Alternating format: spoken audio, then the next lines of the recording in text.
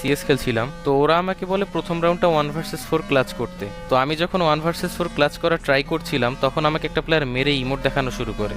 মিরাজ ভাই কি ইমোট দেখাইছে! তো গাইস, এরপরে কি হয় দেখতে থাকো। যাও তোমরা ফার্স্ট জোনে যাও।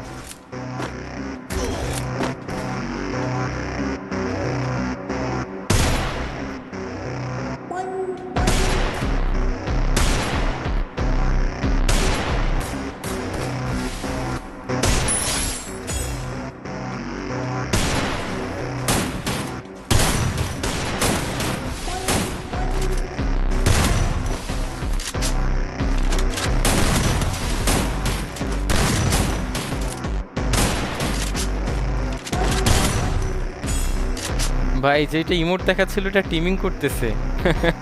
বেয়াদবি করার আগে দেখা উচিত ছিল যে ওর সামনে কে আছে। মিরাজ ভাই।